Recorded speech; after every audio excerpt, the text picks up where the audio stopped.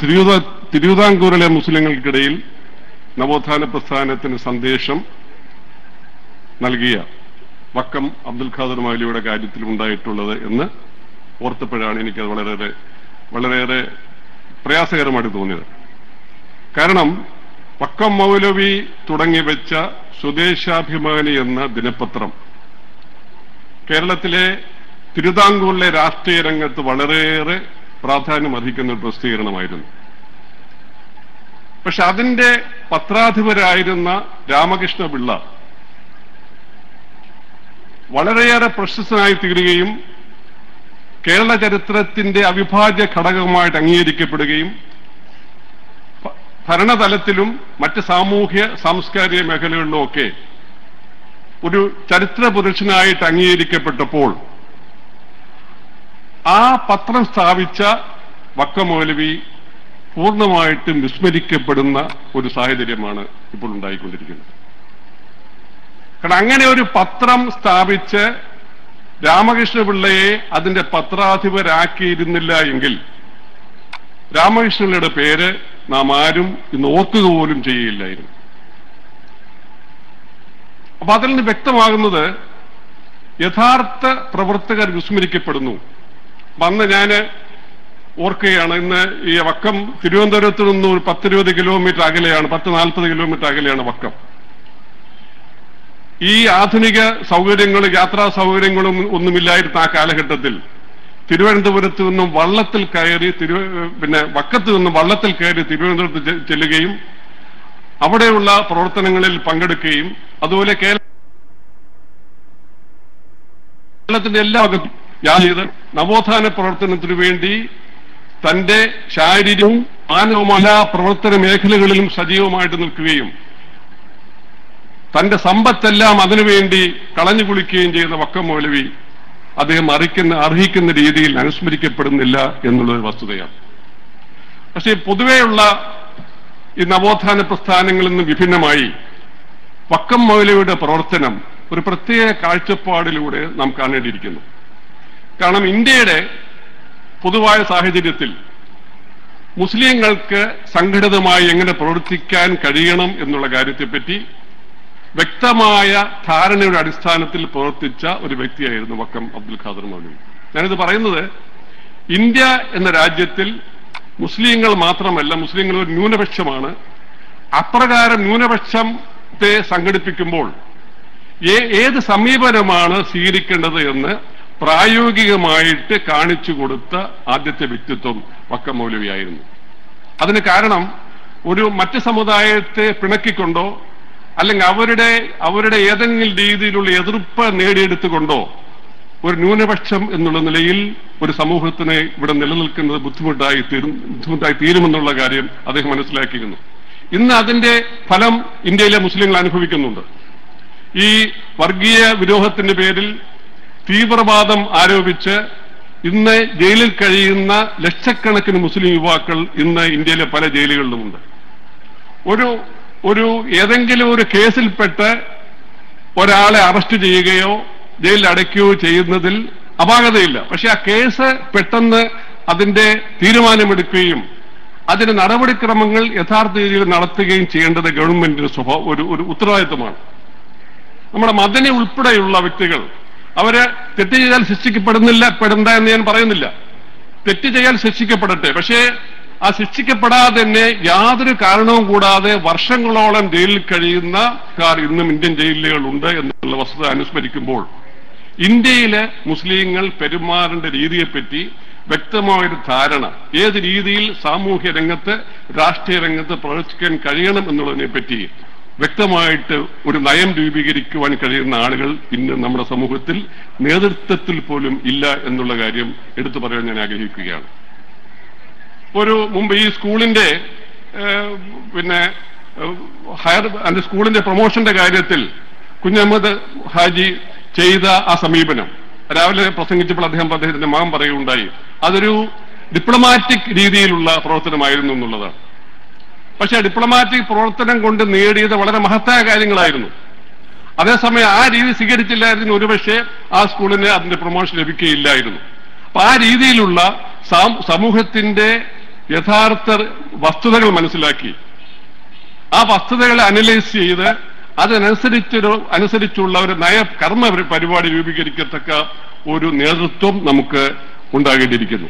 ആ രീതിയിലുള്ള സമ്പൂർണ്ണ എല്ലാ മുസ്ലിം വിഭാഗങ്ങളെയും സംഘടിപ്പിച്ചുകൊണ്ട് ജനങ്ങളുടെ പ്രശ്നങ്ങൾ ശരിക്കും മനസ്സിലാക്കി അതിനുള്ള രീതിയിലുള്ള ഒരു സംഘടിത സമീപനം ഈ രീതിയിലുള്ള അറസ്റ്റുകൾക്കെതിരായിട്ട് നമുക്ക് മുമ്പോട്ട് കൊണ്ടുപോകേണ്ടിയിരിക്കുന്നു. ഇത് ഞാൻ പറഞ്ഞത് ഓരോ കാലഘട്ടത്തിലും സാമൂഹ്യ പരിഷ്കരണ രംഗത്ത് വരുന്ന ആളുകൾക്ക് അഭിമുഖീകരിക്കേണ്ടി വരുന്ന അതീവ തീക്ഷ്ണമായ അനുഭവങ്ങളെ മനസ്സിൽ വെച്ചുകൊണ്ടാണ്. അബ്ദുൽ ഖാദർ മൗലവി അദ്ദേഹത്തിന്റെ പ്രവർത്തന രംഗത്ത് വന്നപ്പോൾ അദ്ദേഹത്തിന്റെ ചിന്താഗതികൾ ഒരു വിശ്വവ്യാപകമായ മുസ്ലിം തത്വചിന്താ പ്രചരണങ്ങളുടെ ഒരു വ്യാപകമായ പ്രവർത്തന രീതിയാണ് അദ്ദേഹം അവലംബിച്ചത്. പാൻ ഇസ്ലാമിസം എന്നുള്ള ആശയം അന്ന് ലോകത്ത് കൊണ്ടുവന്നത് ജലാലുദ്ദീൻ അഫ്ഗാനി, മുഹമ്മദ് അബ്ദു തുടങ്ങിയ വ്യക്തിത്വങ്ങളാണ്. അവരുടെ രീതിയിലുള്ള പ്രവർത്തന ശൈലിയാണ് വക്കം പാൻ പറഞ്ഞാൽ ഇസ്ലാമിന്റെ വിശ്വവ്യാപകമായ പാൻ ഇസ്ലാമിസം എന്ന് പറയുന്നത്. ഈ ലോകത്തിന്റെ എല്ലാ ഭാഗത്തും സഞ്ചരിച്ചു. അദ്ദേഹം വെസ്റ്റേൺ പാശ്ചാത്യ രാജ്യങ്ങളിൽ പോയി, അദ്ദേഹം റഷ്യയിൽ പോയി, ഇന്ത്യയിൽ വന്നു.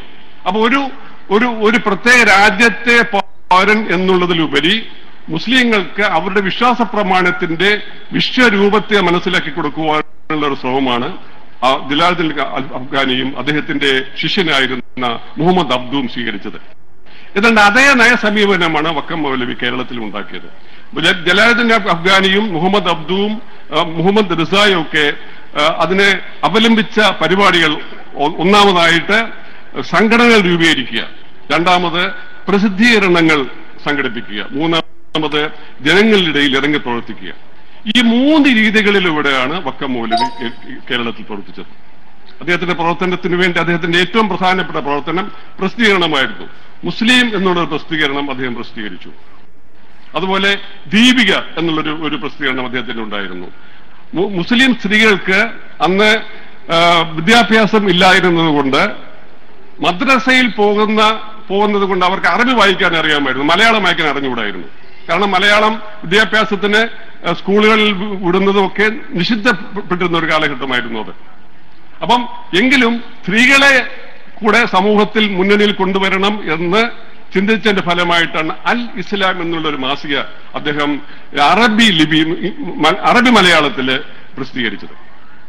അപ്പൊ അങ്ങനെ ഈ രീതിയിലുള്ള പ്രസിദ്ധീകരണങ്ങളിലൂടെ അദ്ദേഹം സമൂഹത്തെ ഉണർത്തുവാൻ ശ്രമിച്ചു. പക്ഷേ നിർഭാഗ്യവശാൽ പ്രസിദ്ധീകരണങ്ങൾക്ക് പരിമിതമായ ഒരു പ്രചരണമേ ഉണ്ടായിരുന്നുള്ളൂ. വിദ്യാഭ്യാസപരമായിട്ട് മുസ്ലിം സമൂഹം വളരെ പിന്നണിയിലായിരുന്നതുകൊണ്ട് ഈ പ്രസിദ്ധീകരണങ്ങൾ വായിക്കുന്നവര് വളരെ കുറവായിരുന്നു. അതുകൊണ്ട് അദ്ദേഹത്തിന്റെ പ്രവർത്തനങ്ങൾ പരിമിതമായിരുന്നു.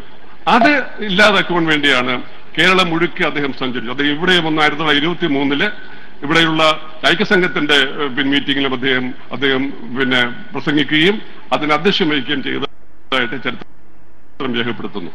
അപ്പൊ ഇങ്ങനെ അദ്ദേഹം പ്രസംഗിക്കുകയും കേരളത്തിലെ എല്ലാ ഭാഗങ്ങളിലും പോവുകയും കേരളത്തിലെ എല്ലാ മുസ്ലിം ജനവിഭാഗങ്ങളുടെ ഇടയിൽ പ്രവർത്തിക്കുകയും ചെയ്യുവാനുള്ള അവസരം അദ്ദേഹത്തിന് ലഭിച്ചു എന്നുള്ളത് ഒരു വസ്തുതയാണ്.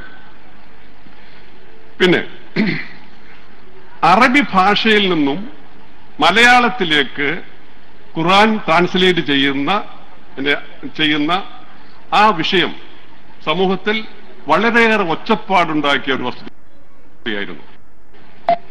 അതിന് കാരണം ഇവിടുത്തെ പൗരോഹിത വർഗം തന്നെയായിരുന്നു.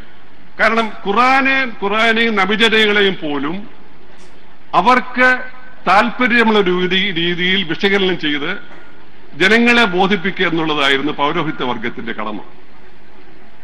പക്ഷെ ഖുർആൻ ഷരീഫ് അറബിയിൽ നിന്നും മലയാളത്തിലേക്ക് പരിവർത്തനം ചെയ്യുകയും ഇത് സാധാരണക്കാരനായ മുസ്ലിങ്ങൾ വായിച്ചു മനസ്സിലാക്കുകയും ചെയ്താൽ പൗരോഹിത്യ വർഗത്തിന്റെ പ്രവർത്തനങ്ങൾ നിഷ്ഫലമായി തീരും എന്നുള്ള ഭയം കൊണ്ട് മാത്രമാണ് അറബി ഭാഷയിൽ നിന്നും ഖുർആൻ മലയാളത്തിലേക്ക് പരിവർത്തനം ചെയ്യുന്നത് ശരിയല്ല എന്നുള്ള ശക്തമായ വാദം അവിടെ ഉണ്ടായിരുന്നു. അതിനെ അവഗണിച്ചുകൊണ്ടാണ് അദ്ദേഹം അധ്യായങ്ങൾ അദ്ദേഹം ട്രാൻസ്ലേറ്റ് ചെയ്തു. ഇത് വാസ്തവത്തില് ഒരു വിപ്ലവകരമായ ഒരു പ്രവർത്തനമായിരുന്നു. ഈ വിപ്ലവകരം എന്ന് പറയുമ്പോൾ ഞാൻ ഉദ്ദേശിക്കുന്നത് അതീവമായ എതിർപ്പുകളെ അവഗണിച്ചുകൊണ്ട് സമൂഹത്തിൽ ഒരുപക്ഷെ ഒറ്റപ്പെടാൻ സാധ്യത ഉണ്ട് എന്നുള്ള ആ ഭയം നിലനിൽക്കുമ്പോൾ തന്നെ താൻ ചെയ്യുന്നത് ജനങ്ങൾക്ക് വേണ്ടി, വിശ്വാസികൾക്ക് വേണ്ടിയുള്ള വലിയ ഒരു മഹത്തായ കാര്യം ആണ് എന്നുള്ള വിശ്വാസത്തിന്റെ അടിസ്ഥാനത്തിൽ അദ്ദേഹം ഖുർആൻ പരിഭാഷപ്പെടുത്തുകയും അത് ജനങ്ങൾ വ്യാപകമായിട്ട് അംഗീകരിക്കുകയും ചെയ്തു. അതൊരു കേരള ചരിത്രത്തിലെ നവോത്ഥാന പ്രസ്ഥാനത്തിന്റെ നിർണായകമായ ഒരു സ്ഥാനമാണ്. ഇപ്പൊ എന്റെ തലമുറയിൽപ്പെട്ട ആളുകൾ അന്ന് പള്ളിയിലേക്ക് ഓതാൻ പോകുമ്പോൾ, മദ്രസയിൽ ഓതുമ്പോൾ, ഞാൻ 30 ദിവസം ഓതി പഠിച്ച ആളായിരുന്നു. പക്ഷേ എനിക്ക് ഖുർആനെപ്പറ്റി ഞാൻ സ്വയം മനസ്സിലാക്കി തുടങ്ങിയത് മലയാളത്തിലും ഇംഗ്ലീഷിലുമുള്ള പുസ്തകങ്ങൾ വായിച്ചതിന് ശേഷമാണ്. അറബി വായിക്കാനും ഓതാനും അറിയാമെന്നുള്ളതിൽ കവിഞ്ഞ് ആ ഭാഷയുടെ സാഹിത്യരൂപം ആസ്വദിക്കുവാനോ ആ ഭാഷയുടെ അർത്ഥം മനസ്സിലാക്കി ഖുർആൻ ഓതുവാനോ ഉള്ള അവസരം അന്നുണ്ടായിരുന്നില്ല. ഇന്ന് ആ സ്ഥിതി മാറിയിരിക്കുന്നു. അപ്പൊ അതുകൊണ്ട് ഖുർആൻ ട്രാൻസ്ലേറ്റ് ചെയ്യുക എന്നുള്ളത് മുസ്ലിം ജനങ്ങളെ ബോധവൽക്കരിക്കപ്പെടുക എന്നുള്ളത് എന്നുള്ള പ്രക്രിയയുടെ ഭാഗമാണ്. ജനങ്ങൾ ബോധവൽക്കരിക്കപ്പെട്ടില്ലെങ്കിൽ ഒരു സമൂഹത്തിനും വളർച്ച ഉണ്ടാകില്ല എന്നുള്ളത് ലോക ചരിത്രത്തിന്റെ നിർണായകമായ ഒരു വസ്തുതയാണ്. എന്ന് ജനങ്ങൾ ബോധവൽക്കരിക്കപ്പെടുന്നു. ഈ റിനൈസൻസ് യൂറോപ്പിൽ ഉണ്ടായതെല്ലാം ജനങ്ങൾക്ക് ക്ലാസിക്കൽ ലിറ്ററേച്ചറിലുള്ള വായിക്കുകയും അതിൽ നിന്ന് പുതിയ ആശയങ്ങൾ ഉൾക്കൊള്ളുകയും ചെയ്തതിന്റെ ഫലമായിട്ടാണ് യൂറോപ്യൻ രാജ്യങ്ങളിൽ പോലും ഈ നവോത്ഥാനം ഉണ്ടായത്. അതേ പ്രക്രിയയാണ് ഇവിടെയും ഉണ്ടായത്. ഖുർആനും ഹദീസും മറ്റ് ഇസ്ലാമിലെ വളരെ മൗലികമായ ആശയങ്ങൾ മലയാള ഭാഷയിൽ അവതരിപ്പിച്ചപ്പോൾ അതിൽ നിന്നും ആളുകൾ മനസ്സിലാക്കി ഇതാണ് ഖുർആൻ എന്ന്. ഈ ഖുർആൻ നമ്മൾ നിരന്തരം വിശ്വസിക്കുകയും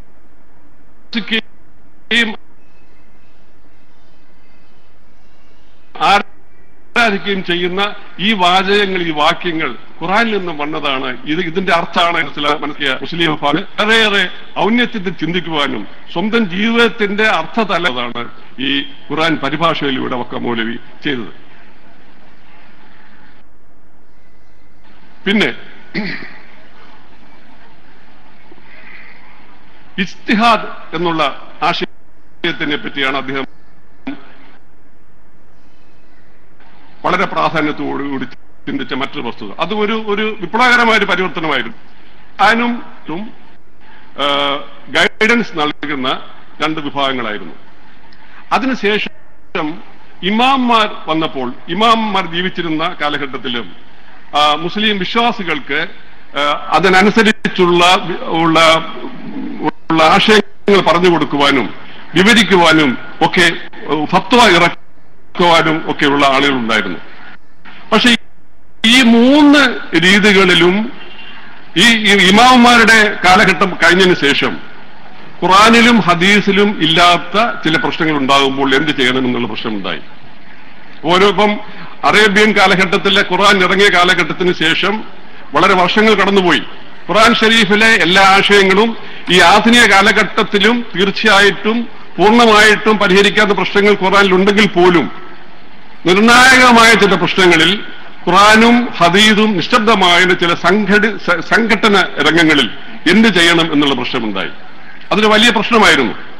പണ്ഡിതർക്കിടയിലും മറ്റ് വിശ്വാസ പ്രമാണങ്ങൾ വിശകലനം ചെയ്യുന്ന മൗലവിമാരുടെയൊക്കെ ഇടയിൽ വളരെയേറെ പ്രശ്നങ്ങൾ സൃഷ്ടിച്ച ഒരു പ്രശ്നമായിരുന്നു.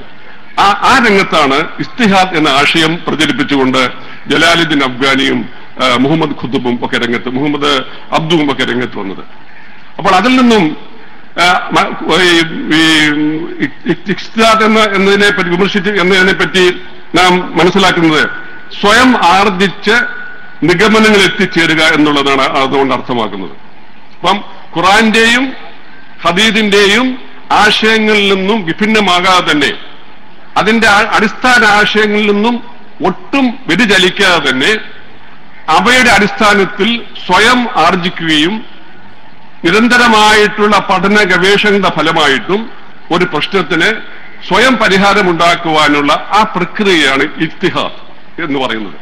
പക്ഷെ അത് തികച്ചും അനിസ്ലാമികമാണെന്ന് വാദിക്കുന്ന നല്ലൊരു വിഭാഗം ജനങ്ങൾ നമ്മുടെ ഇടയിലുണ്ടായിരുന്നു.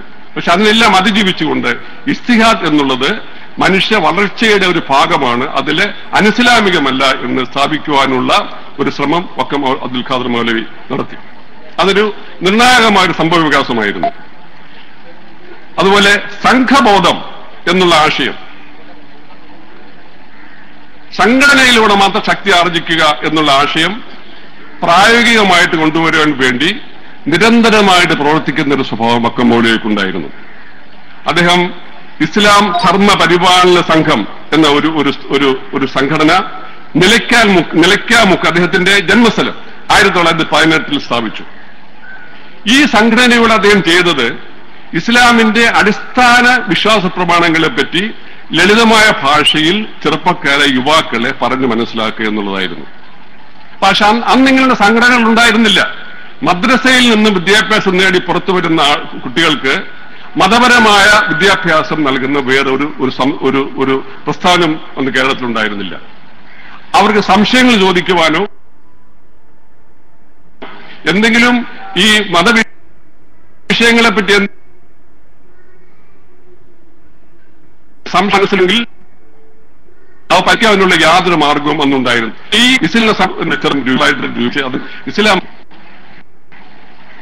അപ്പൊ അതൊരു വളരെ നിർണായകമായ ഒരു സംഭവവികാസമായിരുന്നു. അതിനുശേഷം അദ്ദേഹത്തെ സമീപ പ്രദേശങ്ങളിലെ ചിറയൻകീഴ്, പള്ളിപ്പുറം, പിന്നെ കൊല്ലം തുടങ്ങിയ സ്ഥലങ്ങളിൽ നിന്നും ഈ ഇസ്ലാം ധർമ്മപരിപാലന സംഘത്തിന്റെ പ്രവർത്തന വിജയത്തെപ്പറ്റി മനസ്സിലാക്കിയ ആളുകൾ അദ്ദേഹത്തെ സമീപിക്കുകയും തങ്ങളുടെ നാടുകളിലും ഇങ്ങനെയുള്ള സംഘടന ഉണ്ടാക്കണമെന്ന് അദ്ദേഹത്തെ അപേക്ഷിക്കുകയും ചെയ്തു. അതിന്റെ ഫലമായിട്ടാണ് മനാസിറുൽ ഇസ്ലാം സംഘം എന്ന സംഘം പിന്നെ ചിറയൻകീഴ് 1921 സ്ഥാപിച്ചത്. ചിറയൻകീഴ് താലൂക്ക് മുസ്ലിം സമാജം എന്നുള്ള സംഘടന അദ്ദേഹം 1923 ഉണ്ടാക്കി. ജമാഅത്തുൽ ഇർഷാദ് എന്ന സംഘടന 1925 പള്ളിപ്പുറത്ത് സ്ഥാപിച്ചു. അതിനോടനുബന്ധിച്ച് പള്ളിപ്പുറത്ത് ഒരു സ്കൂൾ സ്ഥാപിക്കുകയും ചെയ്തു.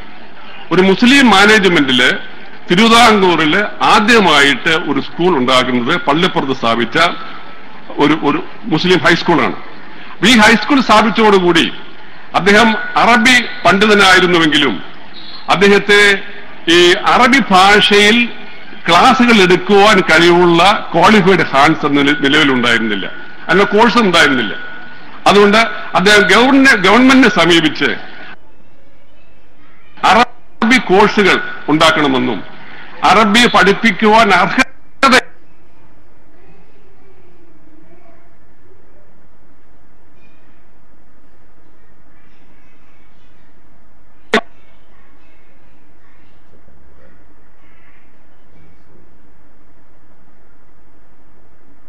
വക്കം മൗലവിയുടെ സർട്ടിഫിക്കറ്റ് ഉണ്ടെങ്കിൽ ആ സർട്ടിഫിക്കറ്റ് അടിസ്ഥാനത്തിൽ സ്കൂളിൽ അവരെ നിയമിക്കുവാൻ അർഹതയുള്ളവരായിട്ട് പ്രഖ്യാപിക്കുകയും ചെയ്തു. നമ്മുടെ ഇപ്പം കേരളത്തിലോ അല്ലെങ്കിൽ ഏതെങ്കിലും ഒരു സ്കൂളിലോ കോളേജിലോ ഒരു അധ്യാപകനുമായിട്ട് നിയമിക്കണമെങ്കിൽ സർവകലാശാലയുടെ സർട്ടിഫിക്കറ്റ് ആവശ്യമാണ്, ഡിഗ്രി പാസ്സായവരുടെ സർട്ടിഫിക്കറ്റ് ആവശ്യമാണ്. പക്ഷെ ഇവിടെ സംഭവിച്ചത് ഒരു സർവകലാശാലയ്ക്ക് തുല്യമായി വക്കം അബ്ദുൽ ഖാദർ മൗലവിയെ ഗവൺമെന്റ് അംഗീകരിക്കുകയും അദ്ദേഹം എഴുതി കൊടുക്കുന്നു, അബ്ദുൽ റഹ്മാൻ എന്ന കുട്ടി അറബി ഭാഷ പഠിപ്പിക്കുവാൻ അർഹനാണ്, അതിനുള്ള വിദ്യാഭ്യാസം നേടിയിരിക്കുന്നു എന്ന് അദ്ദേഹത്തിന്റെ പേരിൽ എഴുതി ഒപ്പിട്ട് കൊടുത്ത് ആ പേപ്പർ ഹാജരാക്കുകയാണെങ്കിൽ സ്കൂളിൽ വിദ്യാഭ്യാസം ചെയ്യിപ്പിക്കുവാനുള്ള അധ്യാപകനായിട്ട് നിയമിക്കുവാനുള്ള ഒരു സന്ദർഭം അദ്ദേഹം നേടിക്കൊടുത്തു എന്നുള്ളതാണ് അതിൽ വളരെ വ്യക്തമായിട്ടുള്ള വസ്തുത.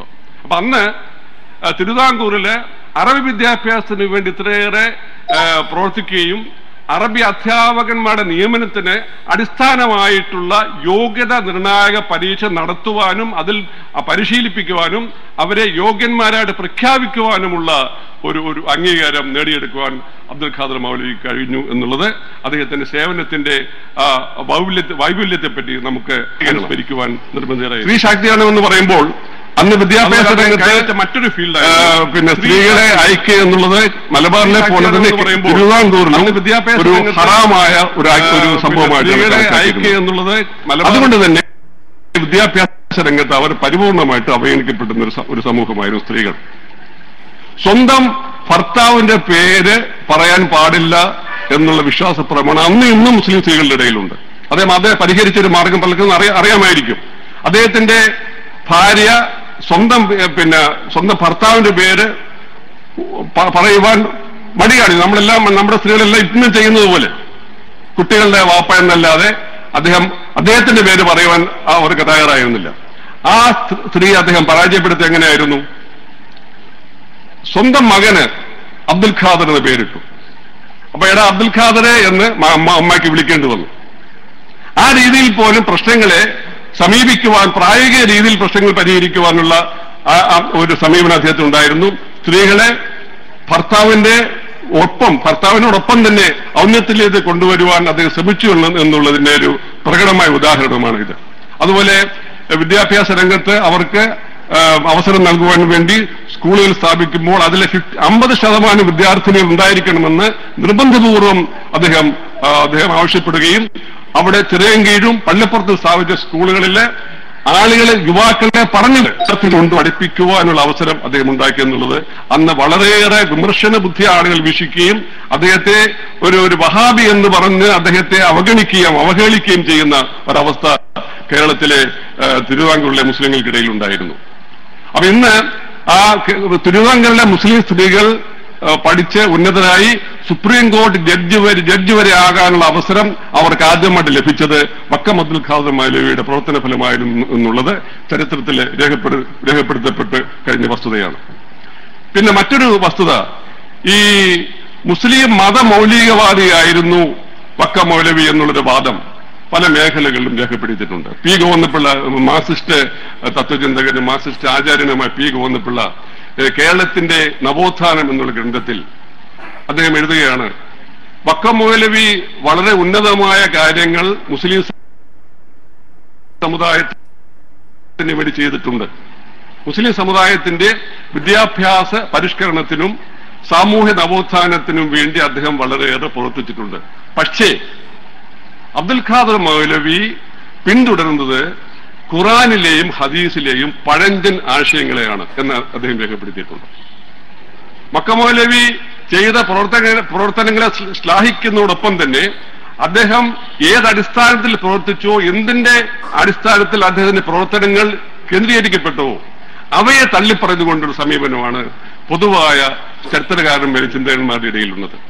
പക്ഷേ വക്കം മൗലവിയുടെ പ്രവർത്തനങ്ങളെ അദ്ദേഹം ഈ പി ഗോവിന്ദപിള്ള താരതമ്യപ്പെടുത്തിയത് യൂറോപ്പിലെ നവോത്ഥാന പ്രസ്ഥാനത്തിലൂടെയാണ്. മാർട്ടിൻ ലൂതർ കിങ് ചെയ്തതുപോലെ അദ്ദേഹം ചെയ്യണമായിരുന്നു. മാർട്ടിൻ ലൂതർ കിങ് ബൈബിൾ പുസ്തകത്തെ നിരാകരിക്കുകയും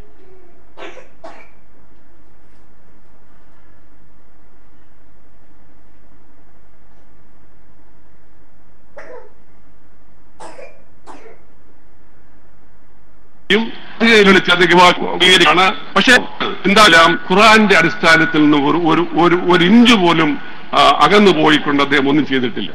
പക്ഷെ ഖുറാന്റെ ആശയങ്ങൾ സാമൂഹ്യ നവോത്ഥാനത്തിന് വേണ്ടി, സാമൂഹ്യ പുരോഗതിക്ക് വേണ്ടി ഉപയോഗപ്പെടുത്തുവാൻ കഴിയും എന്നുള്ള അടിസ്ഥാനത്തിലാണ് അദ്ദേഹം ആ രീതിയിൽ പ്രവർത്തിച്ചത്. അദ്ദേഹം ഒരു മതമൗലികവാദി എന്നുള്ള ആശയം തന്നെ, മതമൗലികവാദം എന്നുള്ള പദത്തിന്റെ അർത്ഥം തന്നെ എന്താണ്?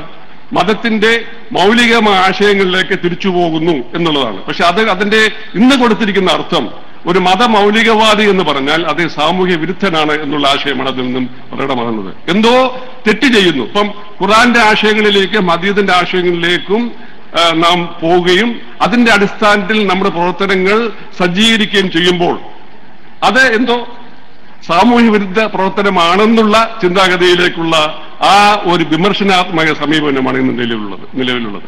അപ്പോൾ ഞാൻ പറഞ്ഞു വന്നത്, നമ്മുടെ ഈ ആ കാലഘട്ടത്തിലുള്ള 1920 നൂറ്റാണ്ടിന്റെ ആദ്യ പാദങ്ങളിലുണ്ടായ സാമൂഹ്യ പരിഷ്കരണ പ്രസ്ഥാനങ്ങളാണ് ഇന്ന് മുസ്ലിം സമുദായങ്ങളിൽ ഉണ്ടായിട്ടുള്ള എന്തെങ്കിലും പരിവർത്തനങ്ങൾ ഉണ്ടായിട്ടുണ്ടെങ്കിൽ അതിന്റെ അടിസ്ഥാനമിട്ടത് ഈ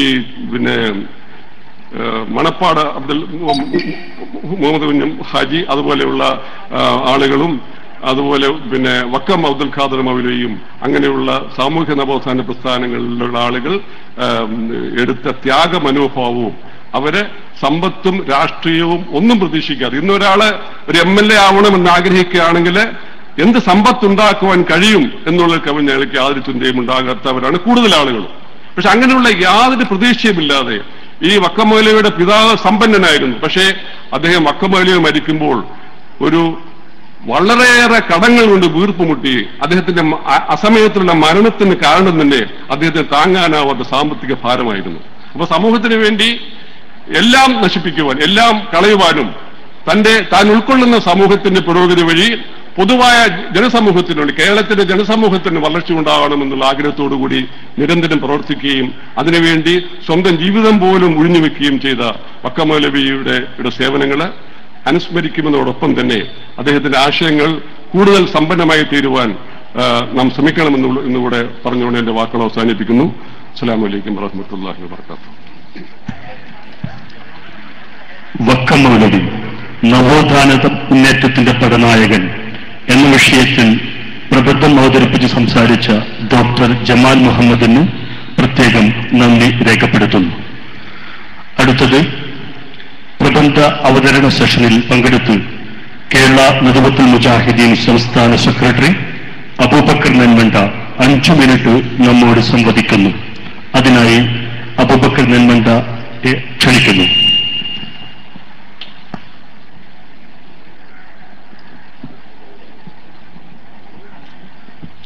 അസ്സലാമു അലൈക്കും വറഹ്മത്തുള്ളാഹി വബറകാതുഹു. അൽഹംദുലില്ലാഹി റബ്ബിൽ ആലമീൻ വസ്സലാത്തു വസ്സലാമു അലാ റസൂലിഹിൽ അമീൻ വഅലാ ആലിഹി വസഹ്ബിഹി അജ്മഈൻ. അമ്മാ ബഅദ്. ആദരണീയനായ അധ്യക്ഷൻ, ബഹുമാനരായ പണ്ഡിതന്മാരെ, ഈ വേദിയിൽ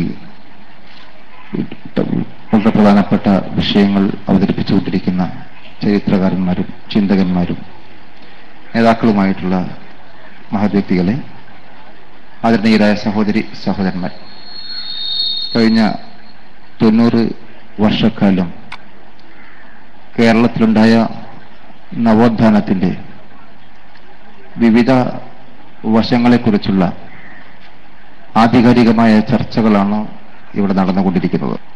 ചരിത്രത്തിലേക്ക് ഒരു എത്തിനോട്ടം നടത്തുമ്പോൾ നമ്മുടെ പൂർവികന്മാരായ ആളുകൾ നടത്തിയ ത്യാഗപൂർണമായ പരിശ്രമങ്ങൾ അനുസ്മരിക്കുമ്പോൾ എന്റെയും നിങ്ങളുടെയും മനസ്സിലേക്ക് കടന്നു വരേണ്ട സുപ്രധാനമായ ഒരു ചിന്ത, നമുക്ക് പുതിയ ഒരു ചരിത്രം രചിക്കാൻ സാധിക്കണം എന്നുള്ളതാണ്. ചരിത്ര പഠനം കേൾക്കാനും ആസ്വദിക്കാനും അറിയാനും മനസ്സിലാക്കാനുമുള്ളതല്ല.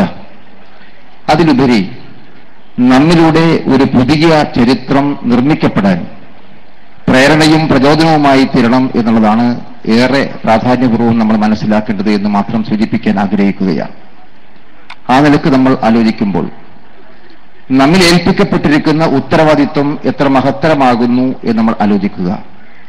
എന്റെ പാപ്പ ഖുർആനുണ്ടായിരുന്നു എന്ന് പറഞ്ഞതുപോലെ ആ ചരിത്ര പാരമ്പര്യം ഓർത്ത് അലസന്മാരായി കഴിഞ്ഞുകൂടേണ്ടവരല്ല. ഇന്ന് നിലനിൽക്കുന്ന സമൂഹത്തിൽ ആദർശരംഗത്ത്, വിശ്വാസരംഗത്ത്, വിദ്യാഭ്യാസ രംഗത്ത്, സാമൂഹിക രംഗത്ത്, കാലിക പ്രശ്നങ്ങളിൽ എല്ലാം ഒരു ബഹുമത സമൂഹം എന്ന നിലക്ക് നമ്മുടെ ബാധ്യതകൾ എന്താണ്, നമ്മുടെ ഉത്തരവാദിത്തങ്ങൾ എന്താണ്, നമ്മുടെ കടമകൾ എന്താണ് എന്ന് കൃത്യമായി തിരിച്ചറിഞ്ഞുകൊണ്ട് ത്യാഗപൂർണമായ പരിശ്രമങ്ങളുമായി നമുക്ക് മുന്നോട്ട് പോകാൻ സാധിക്കേണ്ടതുണ്ട്.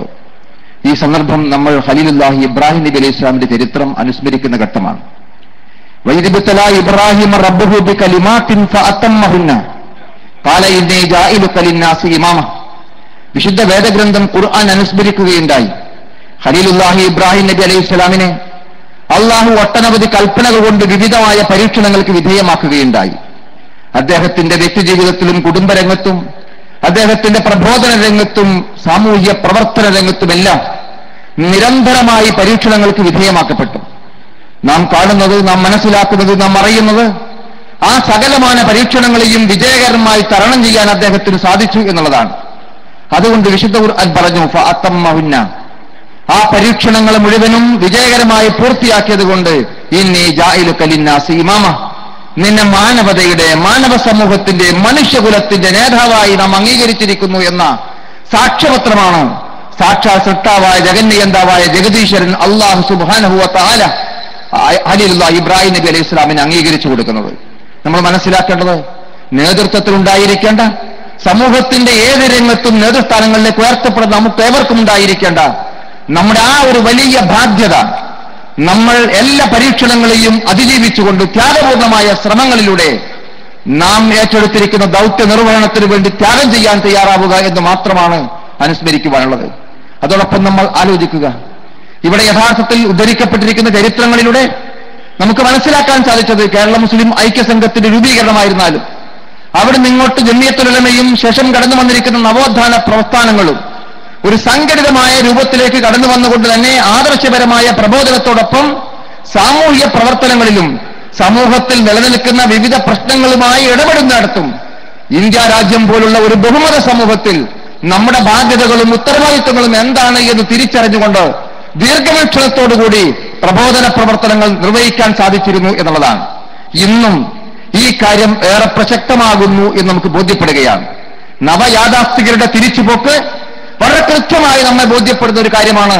ഒരു ബഹുമത സമൂഹത്തിൽ നവോത്ഥാന പ്രസ്ഥാനം കഴിഞ്ഞ കാലങ്ങളിൽ നിലനിർത്തിയിരുന്ന ആ ഒരു ഉന്നതമായ സംസ്കാരം കാത്തുസൂക്ഷിച്ചുകൊണ്ട് നമ്മുടെ യഥാർത്ഥത്തിലുള്ള ആദർശ പ്രബോധനത്തിനു വേണ്ടി സേവനം ചെയ്യുവാൻ നാം ഇനിയും ഒരുപാട് മുന്നോട്ട് പോകേണ്ടതുണ്ട് എന്ന് മനസ്സിലാക്കിക്കൊണ്ട് കഴിഞ്ഞ 90 വർഷക്കാലത്തെ അനുഭവങ്ങളിൽ നിന്ന് പാഠം ഉൾക്കൊണ്ടുകൊണ്ട് പുതിയ ഒരു നൂറ്റാണ്ടിന് രൂപം നൽകാൻ കഴിയുന്ന ശക്തമായ പ്രവർത്തനങ്ങളുമായി മുന്നോട്ട് പോകാൻ അല്ലാഹു സുബ്ഹാനഹു വ തആല നമ്മെ അനുഗ്രഹിക്കുമാറാകട്ടെ എന്ന് മാത്രം പ്രാർത്ഥിച്ചുകൊണ്ട് ഈ വേദിയിൽ എല്ലാവിധ ആശംസകളും അർപ്പിച്ചുകൊണ്ട് ഞാൻ എന്റെ വാക്കുകൾ ചുരുക്കുന്നു. നിങ്ങൾക്ക് നന്ദി. വാഹിർദാവാന അൽഹംദുലില്ലാഹി റബ്ബിൽ ആലമീൻ. കേരള നദവത്തുൽ മുജാഹിദീൻ സംസ്ഥാന സെക്രട്ടറി അബൂബക്കർ നെന്മേടയ്ക്ക് പ്രത്യേകമായി നന്ദി രേഖപ്പെടുത്തുന്നു. സഹോദരങ്ങളെ, നമ്മുടെ രാവിലെ മുതലുള്ള സെഷൻ ഇപ്പോൾ ഇവിടെ അവസാനിക്കുകയാണ്. കൃത്യം നമസ്കാരത്തിനും ഭക്ഷണത്തിനുമായി പിരിഞ്ഞ് കൃത്യം 2:30 തന്നെ നാം വീണ്ടും ഈ സമ്മേളന വേദിയിൽ സംഗമിക്കുന്നതാണ്. നിരവധി പ്രമുഖ വ്യക്തിത്വങ്ങളുടെ പ്രഭാഷണവും പ്രബന്ധാവതരണവും ഇനിയും ബാക്കി നിൽക്കുകയാണ്. എല്ലാവരും കൃത്യം 2:30 മണിക്ക് തന്നെ സമ്മേളന നഗരിയിൽ എത്തിച്ചേരുമെന്ന് വീണ്ടും അഭ്യർത്ഥിക്കുകയാണ്.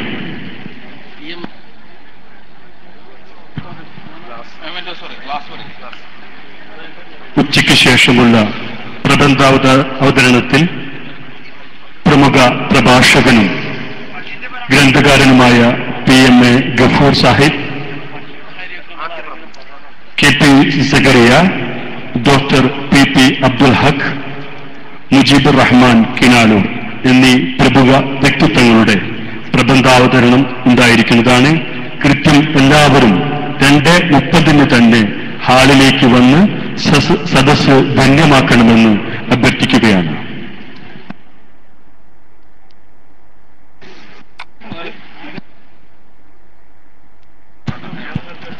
ശ്രദ്ധിക്കുക. നമസ്കാര സൗകര്യം സഹോദരിമാർക്കായി ഒരുക്കിയിട്ടുള്ളത് ഈ വേദിയുടെ വലത് ഭാഗത്തുള്ള സ്കൂൾ ഓഡിറ്റോറിയത്തിലാണ്. പുരുഷന്മാർക്ക് ഈ വേദിയുടെ വലത് ഭാഗത്ത് ജംഗ്ഷനിൽ നിന്ന് ലെഫ്റ്റ് പോയാൽ മഹല്ല് പള്ളിയുണ്ട്. വേദിയുടെ ലെഫ്റ്റ് ഭാഗത്ത് മറ്റൊരു പള്ളിയുമുണ്ട്. ഈ 2 പള്ളിയിൽ നമസ്കാരത്തിന് വേണ്ടി ഉപയോഗിക്കാവുന്നതാണ്. ഇനിയും ഭക്ഷണം കഴിച്ചിട്ടില്ലാത്ത പ്രതിനിധികൾ എത്രയും വേഗം ഭക്ഷണം കഴിച്ച് ഈ വേദിയിലേക്ക് എത്തിച്ചേരണമെന്ന് വിനീതമായി റിപ്പോർട്ട് പോകേണ്ടതുണ്ട്. ആയതിനാൽ എല്ലാ സഹോദരങ്ങളും എത്രയും വേഗം ഭക്ഷണം കഴിച്ച് നമസ്കാരം നിർവഹിച്ച് ഈ വേദിയിലേക്ക് എത്തിച്ചേരണം. മഹത്തായ ഈ സമ്മേളനത്തിന്റെ ലോഗോ ആലേഖനം ചെയ്ത മനോഹരമായ മെമന്റോസ് ആകർഷകമായ വിലയിൽ സമ്മേളനത്തിന്റെ കവാടത്തിനരികിൽ ഒരുക്കിയ സ്റ്റാളിൽ ലഭ്യമാണ്.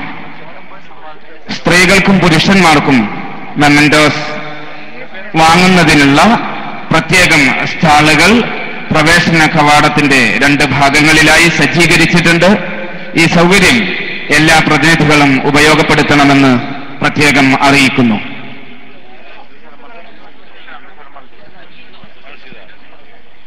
ഭക്ഷണം തയ്യാർ ചെയ്തിട്ടുള്ളത് വേദിയുടെ വലത് ഭാഗത്തുള്ള സ്കൂൾ ഹാളിലാണ്. സ്ത്രീകൾക്കും പുരുഷന്മാർക്കും ഭക്ഷണം ഒരുക്കിയിട്ടുണ്ട്. എല്ലാ പ്രതിനിധികളും എത്രയും വേഗം സ്കൂളിൽ എത്തിച്ചേർന്ന് ഭക്ഷണം കഴിക്കണമെന്ന് വിനീതമായി അറിയിക്കുന്നു.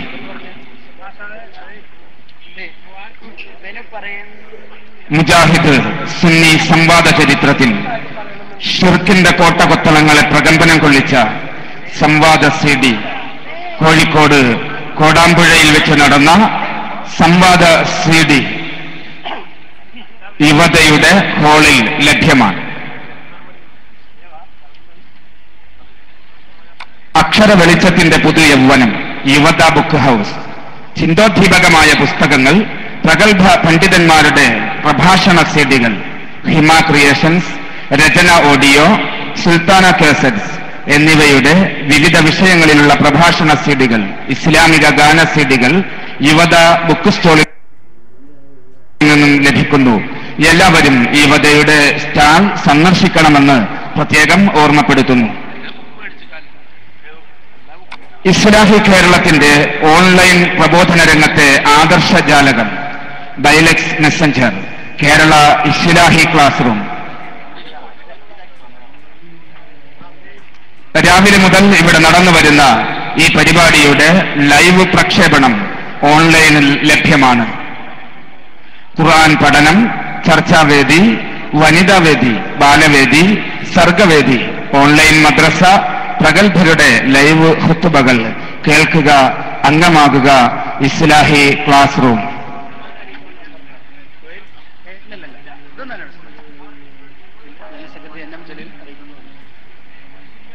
ISM ജില്ലാ സെക്രട്ടറിമാരുടെ പ്രത്യേക യോഗം, ജില്ലാ മണ്ഡലം സെക്രട്ടറിമാരുടെ പ്രത്യേക യോഗം 3:15 ഐക്യവിലാസം വീടിന്റെ അങ്കണത്തിൽ ചേരുന്ന വിവരം general secretary NM Abdul Jaleel master അറിയിക്കുന്നു. ISM ജില്ലാ മണ്ഡലം സെക്രട്ടറിമാരുടെ പ്രത്യേക യോഗം ഐക്യവിലാസം വീടിന്റെ അങ്കണത്തിൽ 3:15 ചേരുന്ന